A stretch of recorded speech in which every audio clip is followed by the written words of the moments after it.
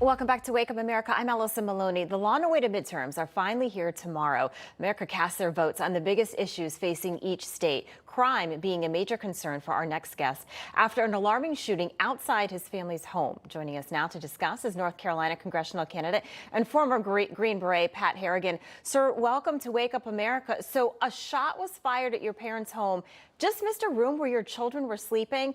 You're a former Green Beret, so you're no stranger to danger. But now this is involving your family. Fill us in on what happened.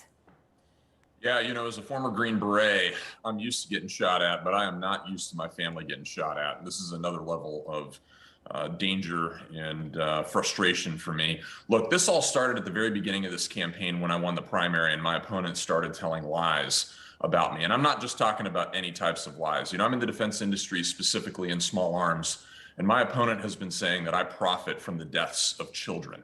Reprehensible lies. And that was followed shortly after with a very credible death threat that federal law enforcement has been working to secure me and my family.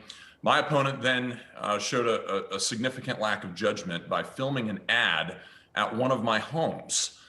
He has shown pictures of my kids in a complaint that he's filed. And then just a few weeks ago, as my parents are sitting watching television at 11 o'clock at night, while they're watching my children, a shot cracks through their home 20 feet away from where my kids were sleeping. Wow. This is it's incredibly frustrating because my opponent has simply sacrificed the safety and security of my family on the altar of scoring political points. Yeah, your opponent, Senator Jackson, that ad that you talked about was taken down. But again, what happened the other day at your parents' home? Did they catch the person who did this?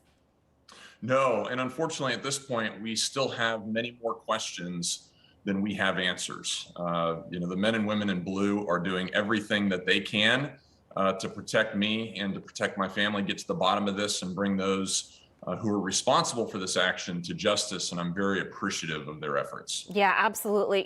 We talk about crime, and it's not just in big cities. It's all over the place. And I'm assuming that when you talk to voters, that's one of the top issues. And now, unfortunately, your family has been, part of that, has experienced that. What are voters talking to you about in North Carolina?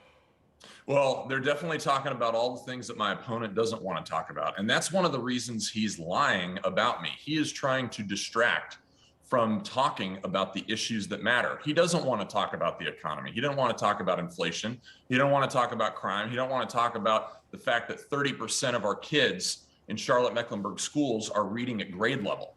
And he certainly doesn't want to talk about the catastrophe that we have at the southern border.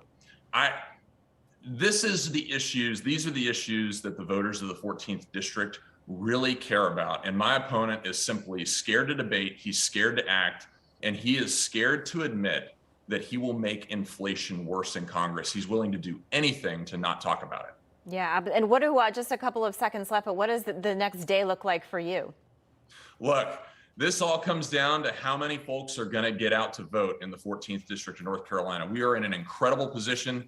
And what I'd ask you to do, if you're in the 14th district or somebody that's in Mecklenburg or Gaston counties in North Carolina, give them a call, get them out to vote. If they give you any resistance, tell them that Pat told you to tell them that I didn't spend 18 months in Afghanistan for them to not take 18 minutes to go vote tomorrow. Go vote.